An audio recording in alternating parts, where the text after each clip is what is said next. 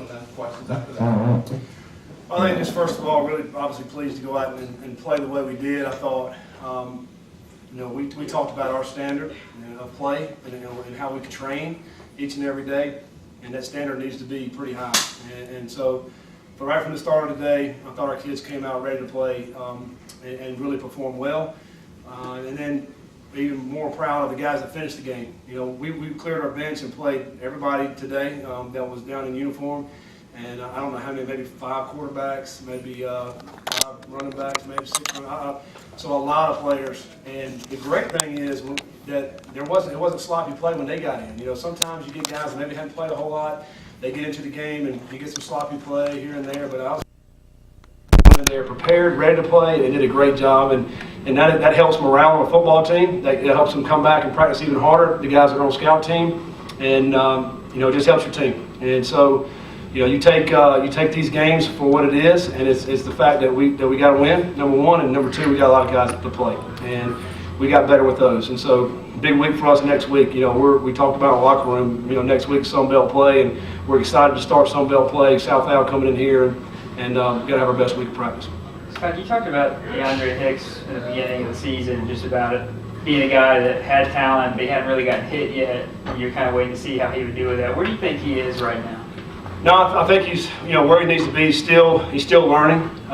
We did give up a sack one time when he was in there, and that's protection stuff. I think with the ball in his hands, he's obviously very, very good and talented. He was a quarterback in high school, and he did some great things with the ball in his hand. And so he's still learning the running back game where you have to protect and really fit awful offensive linemen in the pass game. So, but in the running game, he did great. We were able to get him out there, get him some reps, and obviously he's fast and he breaks off runs, and he was able to go take the distance. Really pleased with him, but I'm really pleased with all our backs. I mean, we have some very, very talented running backs. To me, I think probably 5 guys could potentially be starters in the Sun Belt, out of our running backs. And DeAndre's one of those too. We saw Cam come in; he's really, really good. Of course, Williams is the guy who started for us. Of course, Jalen, of course, Darrington. I mean, we got some talent right there. That's good as we head into conference play, because last year we saw what happened with the injuries at running back. So you want to be able to have a stable of backs with our offense.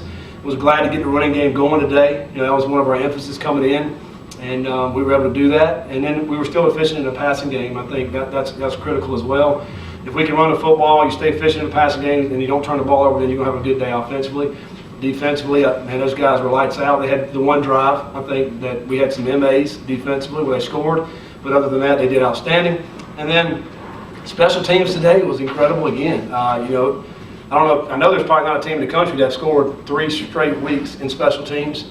And then we scored 2 today. And so, really, really proud of where our special teams is. And I think that comes into team speed. I think we saw that this summer. We've talked about our team speed. And that's what it really shows is on the backups and on special teams when those guys get in the football game. So it was fun to see those guys perform. Scott, you mentioned the first half drive that ODU had, or the first quarter drive. They were able to hit some stuff on the inside, some deep over the middle kind of stuff.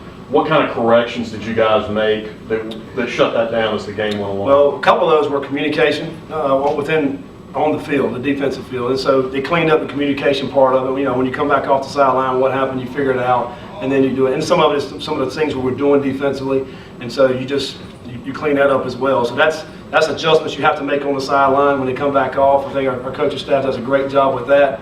Particularly early in games, I've seen where offenses will drive down early, get a touchdown or a field goal, and then we get that corrected, and then now it's a lot harder for them. It basically comes down to communication. I think defensively, you have to be in those gaps, and you have to communicate to know which gap I'm in. And so that's where they hit a few plays on us, but we got that fixed, and after that it was a good job of our defense. Are you guys maybe looking forward to this one a little more? Just because no, there's no question about that. Whomever would have came in here to play, our guys were going to be ready to play. We got a game taken away last week. We didn't get to play. And so for the opportunity to go play, I feel like we've practiced for a long time and not played any games. Played 2 games since August 3rd. And so to be able to come out here and play for our guys they were very excited to play. It didn't really matter who it was. They just want to get out here and play their game. And so and they'll be the same way next week. I mean, today, one positive of this kind of game is that, your starters can play mainly the first half and then they get the rest.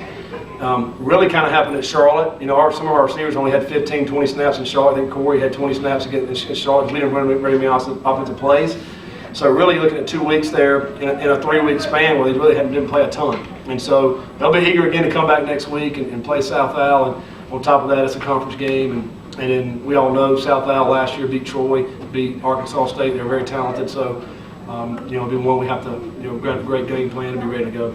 Your offense also didn't play a lot because of your scoring support. Yeah. Like you had 3 drives, 3 plays or less, and then the punt return and the punt. That's right. I know, yeah. So, you know, as a player, sometimes it's frustrating because if you play on offense and you don't get an opportunity to go in and play, as a head coach, it doesn't matter to me how we score. I mean, it's special teams, defense, or offense. So I think just when your number's called, you have to be ready to go. And I would much rather have a more balanced team like we have now, where your special teams are very, very solid. We spend a lot of time in that, and then obviously defense and offense. But if you have all 3 phases, you know, those special teams will help you win at least 2 games. And now we're sitting here with, you know, 3 games in a row with back-to-back touchdowns, you know, back-to-back. So that's going to help us in the long run, and it'll make teams really have to focus on the special teams too. Scott, how would you describe Stephen Jones, personality-wise? Outgoing, fun, straight football player. I mean, he's a see ball, get ball kind of guy. You know, where he came from, Richmond County, is it's all about ball down there. And you know, for him to go in there and get that block, and right off the bat, I saw him come up and make some great tackles when he's playing corner. Here's a guy that really plays scout team DB for us mostly. You know, so he's down on our end. So we hear him every day. And so he tries to get interceptions from our quarterbacks, and when he does, he talks junk to them in practice. But it's all fun-loving. And I love his competitive spirit. He's so ready to play. Anybody, doesn't matter, doesn't get tired.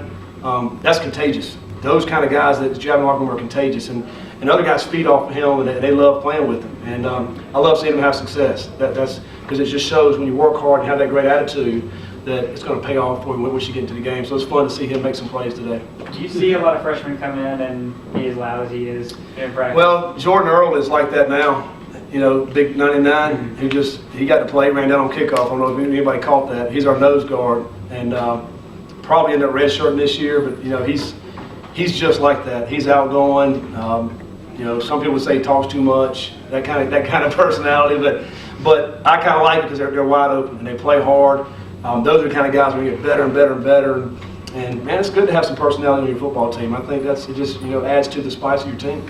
Scott, you mentioned redshirting. Obviously, it's something you have to kind of reassess and manage on a week-to-week basis. But you're now to a point in the season with the new redshirt rule where you've really got to start making some decisions on some guys. Obviously, you're going to have probably some true freshmen playing at linebacker just because that's the way the depth looks. That's right. But, you know, as you think about where guys are, who's played, who hasn't, and that kind of thing, how do you see the redshirt analysis going on as you go forward? So like for today, for example, you know, we told our staff, if a guy hasn't played this year, get him in the game. This will be a game he certainly needs to get in there and play. That's why we play so many guys today.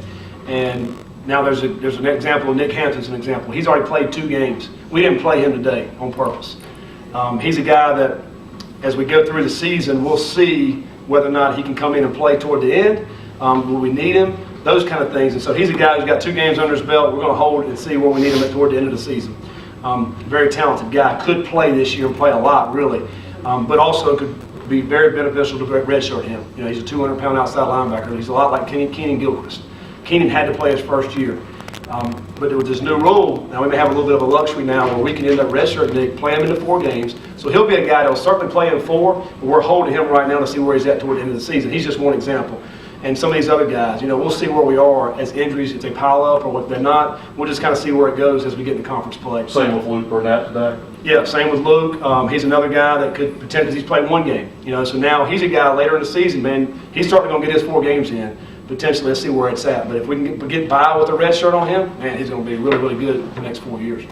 Scott, in talking about the punt blocks, have you seen in practice where Stephen kind of has that capacity? Absolutely, yeah, absolutely. You know, he's a guy, you kind of target guys, and then you try a bunch of different guys. He's one of the guys that we targeted and we tried him, and he was really good, had a good knack for it. And so obviously we have built-in punt blocks for him. We had it last week, we had it this week, and just did a great job of getting in there, you know, getting that punt blocked. And really we tried to do it.